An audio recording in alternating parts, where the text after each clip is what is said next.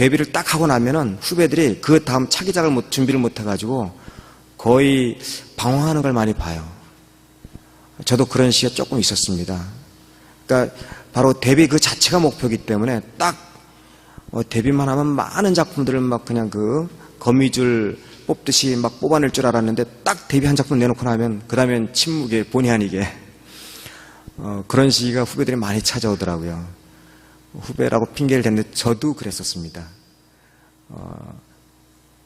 이 데뷔하기 전에는 뭐 이것저것 할 게 많았었던 것 같은데 실은 그게 딱 한 번 그 배설, 소위 그 이렇게 작품을 딱 내놓고 나니까 먹은 게 없어요. 먹은 게. 그 배가 불렀을 뿐이지, 그러니까 토해낸 게 없어서 배가 불렀을 뿐이지 또 새롭게 먹거나 하는 그런 게 전혀 없어가지고 한 번 배설하고 나니까 뭐 허기져가지고 작가가 할 게 없는 거예요. 그렇습니다. 그런 시기가 찾아오게 되는데요. 그 두 번째 작품에 대한 중압감이 이래요. 첫 작품 딱 해놓고 나니까 정말 아니에요. 여기 2층인가 아마 그 작품 있나요?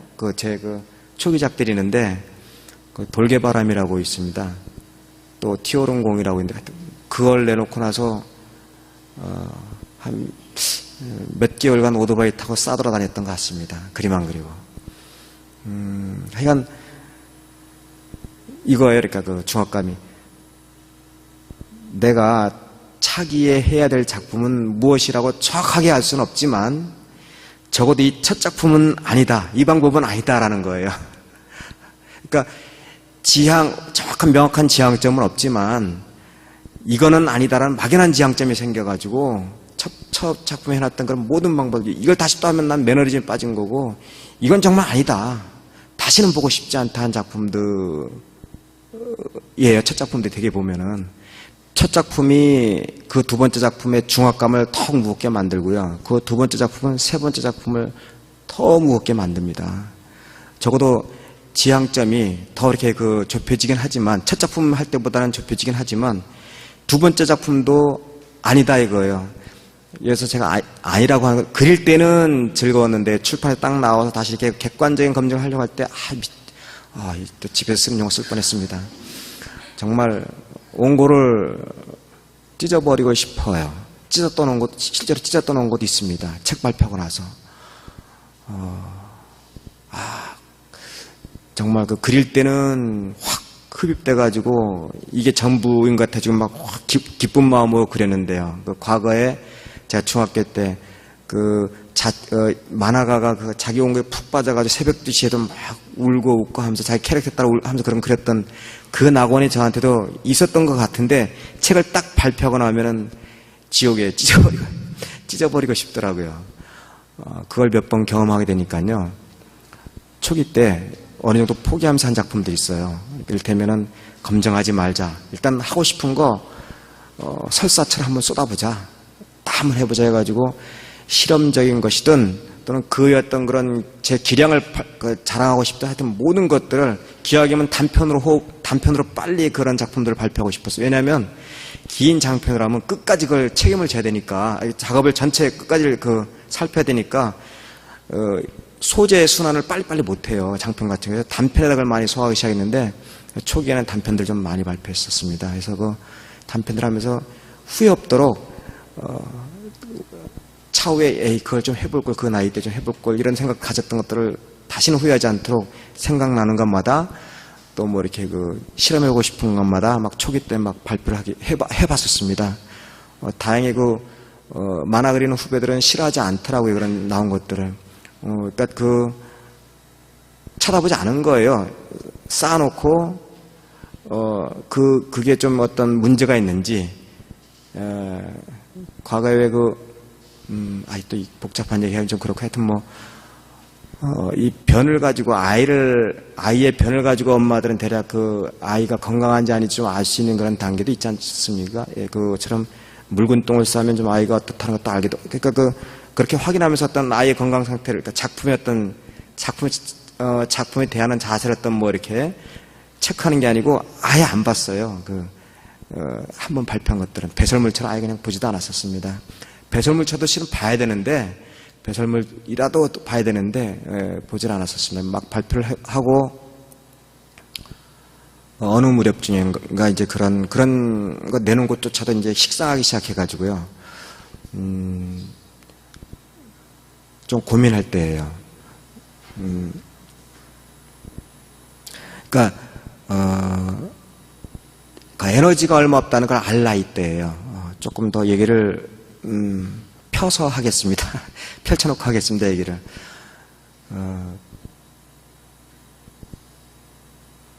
그림을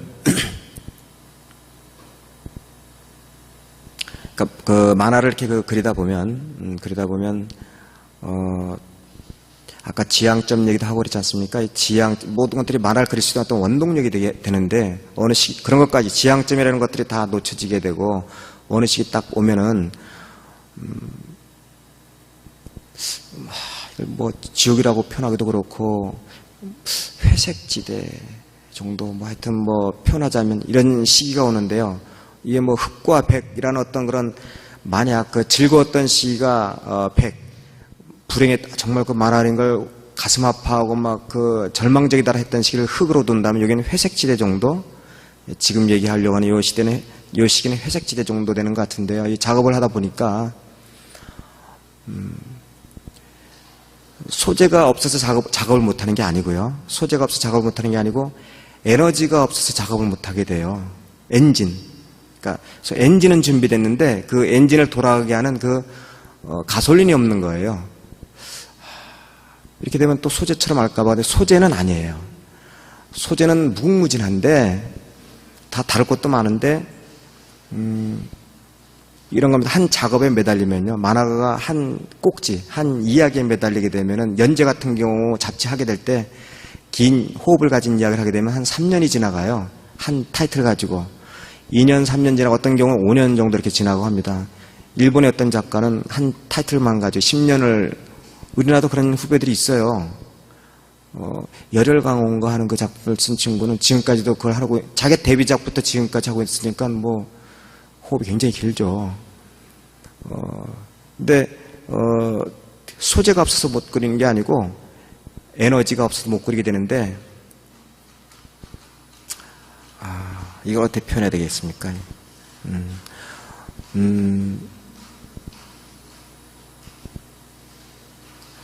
하여튼 이런 긴 호흡을 가진 작업을 하다 보면은 한 작업을 하는데 시간이 얼마나 소모된다는 걸 너무 잘 알아요. 그러니까 만화를 많이 그리다 보니까 프로가 되다 보니까 이 작업을 하게 되면 적어도 몇 년간은 꼼짝하지 않고 여기에 매달려야 되는 거라는 걸 알게 됩니다. 그 몇 년간이 그 작업 때문에 없어지는 거예요. 그러다 보니까 이게 그 몇 년과 견줄 만한 가치가 있는 이야기냐라는 걸 자꾸 견주게 돼요, 작가들이. 좀 이해가 되십니까? 하여튼 이 작업이 그만한 가치가 있느냐 이거예요, 이 작업이. 하여튼 연재를 하게 되면 그렇게 긴 시간이 필요한데 이 작업이 그만한 가치가 있느냐. 계속 그걸 묻게 됩니다. 그런 확신이 없어가지고 다음 작업을 못하게 되더라고요. 확신이 없어서 그 어영부영하는 시간이 그렇게 꽤 길어요. 또 이 작업을 하다가 혹시 이제 나이가 점점 더 들면요, 소위 그 필력이 딸려가지고 소위 이제 손을 내려놔야 되는 경우도 있는데, 대략 선배님들 이 작품을 이렇게 창작 작업을 손을 내려놓게 되는 경우가 60 되기 전이더라고요. 한 50 후반쯤 되면 대략 이제 그 현역 작가들이 뛰고 있는 그런 것들 다 손 놓고 다른 작업들 하더라고요. 만화 그려서 데뷔하는데, 만화를 막 아마추어 시절 보내서 데뷔를 하는데, 아마추어 시절 열심히 보낸 시기를 얘기하는 겁니다. 데뷔를 하는데 시기가 한 10년 정도 걸리거든요. 그렇게 해서 한 20살 때, 대략 한 20살 때 시작해가지고 30살에 데뷔를 시작하게 되면 50도 되기 전에 필력 약한 걸 벌써 40도 되기 전에 40이 좀 되면 막 알아요. 그 다음에 이제 시간이 얼마 없으니까 내가 그 힘들게 만화를 그려가지고, 아까 무지막지한 그림 연습도 얘기했죠. 그래가지고 정말 그 쓰레기 같은 이런 작품 말고 정말 한번 괜찮은 걸 해야 되지 않냐. 과연 이 이야기가 괜찮은 그런 소재냐 이거예요. 지금 이야기가. 그 확신만 서면 그리다가 죽어도 고영 선생님이 그런 얘기 하셨어요. 이 만화를 내 무덤으로 삼고 싶다. 지금 작업을. 이런 얘기 했는데, 그리다가 죽어도 좋다. 뭐 이런 확신이 서야 되는데, 지금 이 다루는 소재가, 이게 그만한 가치가 있느냐, 이거예요. 내 인생 후반기를 다 이제 여기다 쏟아낼 만한 가치가 있느냐. 이 소재가, 이 메시지가, 이 이야기가. 이런 이야기를 계속 되묻게 돼요. 이야기의 가치를 자꾸 묻게 돼요. 그런 확신들이 되게 다 없습니다, 작가들이. 예, 하여튼, 그런 시기를 맞이하게 됐는데요. 이 이야기를 짜다 보면 그 이야기에 나오는 어떤 주인공들 때문에 그 정보를 알아야 돼서, 만약 그게 이제 방자를 만드는 사람이라면 그 주인공 만화 이야기에 방자를 만드는 사람이 나온다면 실제로 그 방자 만드는 사람 찾아다니면서 그 자료를 다 얻어야 그 이야기들이 나올 수 있어요. 그러니까 주인공이 움직이는 무대가, 그러니까 주인공이 디디고 있는 그 무대, 발이 그 지탱하고 있는 그 무대가 탄탄하려면은, 탄탄하다는 이야기를 이해하시면, 탄탄하려면은 헌팅을, 그러니까 자료를 찾으러 많이 다니셔야 돼요. 많이 다녀가지고 그 이야기가 전혀 빈틈없다는 걸 보여줘야 독자들이 주인공이 움직이고 있는 그 현장을 이해해주고 신뢰를 하거든요. 작가의 어떤 그런 그 헌팅을. 하여튼, 막 그 개인적인 용어를 써서 죄송합니다. 편하게, 빠르지 않게 제가 이제까지 해왔던 용어들로 얘기를 하겠습니다. 이렇게 많이 이야기를 이렇게 취재해 와야 돼요. 근데 이제 그러다 보니까 어느 그 분야의 전문가들 중에도 또 정말 유단자에 해당하는 분들을 만나게 되는 경우가 있어요. 판소리 하시는 분이 이 취재에 응해주셔가지고 얘기를 하시는데, 딱 물은 질문이 이거였습니다. 선생님이 이제까지 들은 소리 중에 가장 아름답다고 생각하는 소리가 무엇입니까? 하고 물었었는데, 그때 제 앓고 있던 이 통증이 뭐였냐면요. 내가 지금 다루고 있는 소재, 이것이 정말 내가 이 몇 년이 소비되는데 이걸 투자할 만한 가치가 있느냐라는 걸 고민할 때였었어요. 그런 좀 답을 얻으려고 은연중에 이렇게 그분들 찾아다니면서 그런 질문들을 했었는데, 하여튼 그 판소리 하시는 그분이 하는 이야기가 한참 고민하고 나올 줄 알았었습니다. 머리 좀 생각하고 뭐 굴리고 이렇게 나올 줄 알았는데, 그냥 마치 판소리 하듯이 그 자리에서 그냥 탁 얘기를 하시더라고요. 뱃잎에 쌀랑눈 떨어지는 소리라고 하더라고요. 제가 그때 그 이야기 감동받아가지고, 여기 그 전시한 작품, 네파란 세이버 이걸 잠깐 등장을 시킨 적이 있는데, 그 내용을 이렇게 소개한 적이 있는데요. 그게 어떤 소리인지 잘 모르죠. 그 국악하시는 분이 한 이야기니까. 저는 그러려니 하고 있었는데, 이제 어떤 날 새벽에 어딘가를 이동해야 되는 그런 일이 벌어졌어요. 새벽에, 한 새벽 4시 반쯤에. 근데 하필 그 겨울철이고요. 하필 겨울철이고요. 겨울철이니까 눈이 오더라고요. 눈이 그 며칠 전에 그 인터뷰 때 들었던 그 쌀랑눈 같은 눈이 내리더라고요. 도로에 막 내리는데, 여러분도 잘 아실 겁니다. 그 눈이 방음 역할을 하시는 거 아시죠? 새벽 4시쯤 돼서 눈이 쌓이니까 너무 조용한 거예요. 정말 눈 내리는 소리도 들리더라고요. 조용한 겁니다. 뭐 가끔 버스가 이렇게 미끄러지듯이 이렇게 지나가긴 하는데, 그 소리 외에는 정말 조용했습니다. 그래서 그 목적지로 가는데, 그 울타리, 그 목적지 울타리가 대나무로 이렇게, 대나무가 심겨져 있더라고요. 대나무. 근데 그 쌀랑눈 떨어지는 소리를 그 국악하시는 그분이 얘기한 그분이 가장 아름답다고 얘기한 그 소리를 지금 제가 듣는 거예요. 쌀랑눈이 그 건물 울타리에 있는 그 대나무 잎을 막 때리고 있는 거예요. 그 소리를 듣는데 그분이 하신 이야기가 막 들리는 것 같습니다. 이게 그분이 이제까지 들었던 소리, 저보다 더 나이가 많이 드신 분인데, 그분이 들어왔던 소리들 중에 가장 아름답다고 하는 소리가 이 소리인가 보다 하고 쫙 듣고 있는데, 저는 그 소리를 듣다가 그 나무에서 엄청난 메시지를 받았어요.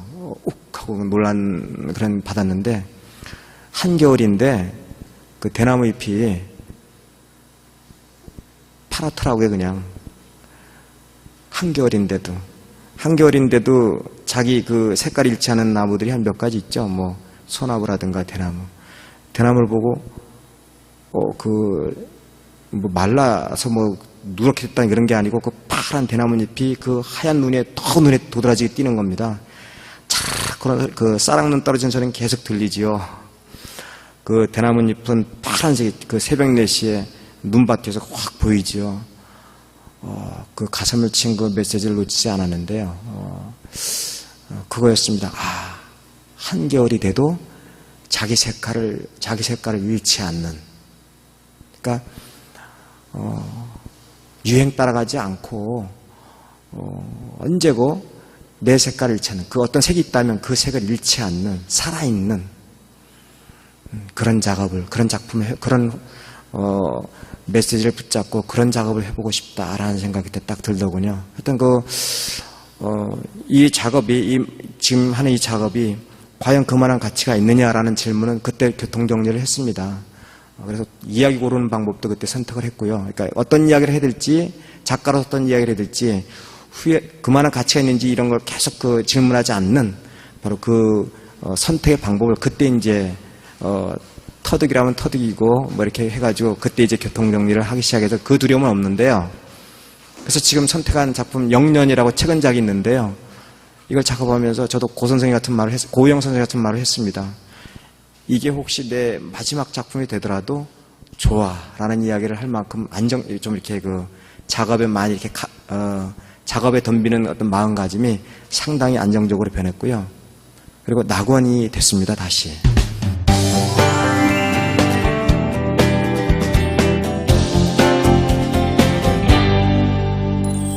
제가 처음에 이야기 시작할 때 저희 할아버지가 짜주신 책상 이야기를 했죠. 그 책상 벽에 아버지가 써주신, 아버지가 글씨를 참 잘 쓰셔요. 탱화를 그리시는 분이라 붓을 잘 다루십니다. 근데 그분이 책 속에 길이 있다 옳게 있고 바로 가자라고 표를 쓰셨다고 하셨습니까? 그 뒷날 이 아버지가 누렸던 그건가라고 한번 뒷날 찾아본 적이 있는데요. 그게 아니고 우리나라 60년대에 독서를 권장하는 캠페인 표였었어요. 아버지가 그걸 딱 자기 것인 양 책상 앞에 딱 붙여놓고 알았냐? 딱 얘기했는데 의미심장에 그걸 계속 성장하면서 그걸 받아왔었습니다. 왜냐하면 책 속에 길이 있답니다. 책 속에 이야기를 다시 바꿔서 얘기하니까 만화가 굉장히 무거운 거예요. 책 속에 길이 있다는데 너는 그만한 자세로 독자한테 그렇게 제시할 만큼 그만한 자세를 네가 작업할 때 취하고 있냐라고 자꾸 묻기 시작하니까 상당히 다른 생각이 들게 하는 거예요. 많이 고민했었습니다. 아까 교통정리 얘기했죠. 댄잎에 쌀랑눈 떨어진 소리 얘기하면서. 그래서 그 표가 아직도 이렇게 남아가지고 이렇게 얘기를 하게 되는데 하여튼 작가는, 책은 적어도, 길을 꼭 제시한다기보다는 바로 그 말을 바꿔서 얘기하면, 그 표를 바꿔서 얘기하면 이렇습니다. 저한테는. 작가는 또는 책을 만들려면 적어도 책임을 져야 된다라는 그런, 다른 용어로 저에게 깊게 이렇게 심어졌어요. 이렇게 각인됐습니다. 책 속에 길이 있다라는 이야기는 그만큼 중요하니까 책이라는 건 하다못해 잡지라도 만화라도 그만한 책임감을 져야 된다. 책을 만든 사람은 그런 깊은 걸 가지게 돼요. 그리고 저희가 만화가들이 얘기를 할 때 신호빈이 이야기 줄거리 짤 때 줄거리니 신호빈이 뭐 이런 이야기들 많이 합니다. 후배들이 선생님 이 신호 어때요? 선생님 이 줄거리 어떻습니까? 이 플롯 어때요? 이렇게 이야기 줄거리를 얘기하면서 이렇게 선생님이라든 주변의 동료들한테 검증을 받으려고 하는데 저 같은 경우는 그 용어를 안 써요. 로드맵이라는 용어를 써요. 저 같은 경우에는. 왜냐하면 아까 같은 거는 배경 때문에 그렇습니다. 그러니까 책 속에 길이 있다라는 이야기 때문에 작가가 책임져야 할 많은 그런 것들이 있다는 걸 알기 때문에 플롯과는 달라요. 만화를 이렇게 제시를 하면, 어떤 이야기를 제시를 하면 적어도 독자가 그 제시한 마지막에 작가가 이렇게 설치해 놓은 마지막에 설치한 메시지에 독자가 도달하는 그 과정을 아까도 했지만 신호빈이 줄거리 내린 얘기했죠. 하여튼 그런 것들을 저는 로드맵이라고 얘기를 하는데요. 그 길처럼 독자가 자유롭게 길을 대하듯이 이야기를 접하게 해야 된다고 계속 후배들 향해서 얘기를 해줘요. 그러니까 독자가 걷게 해야지 네가 독자의 그 멍에를 씌워가지고 끌고 다니면 안 된다. 네가 설치하는 길에 독자를 걷게 하는 것, 이게 작가가 아니겠나. 뭐 이런 얘기를 후배들한테 쭉 해왔었는데 이런 배경들이 있었기 때문에 그런 얘기를 한 겁니다. 이건 뭐 책은 그 책을 그리려면, 쓰려면 적어도 작가는 책임을 져야 되는 것 같습니다. 독자로 하여금 그 책을 읽든지 걷게 하든지, 걷게 하려면 적어도 그 길, 확실하게 투명하게, 그러니까 명료하게 그 길을 그려낼 줄 알아야 돼요. 하여튼 뭐 어떤 장르든지 또 어떤 그 무엇이든지 독자가 있고 또는 독자와 같은 상태, 살펴놨던 그런 상태가 있다면 적어도 그걸 제공하는 사람은 그런 책임감을 가지고 해야 되는 것 같습니다. 제가 여러분들 모셔놓고 마지막에 전하는 이 메시지가 책 속에는 길이 있는데 그걸 제공하려면 적어도 작가는 그만한 책임감을 져야 된다는 얘기예요. 자기가 알지 못하는 얘기하면 정말 안 되는 것 같습니다. 제가 이제까지 만화고 이러면서 깨달은 또는 느껴온 감정이네요. 예. 대략 이렇게 얘기하고 저는 이렇게 마무리하고 싶습니다.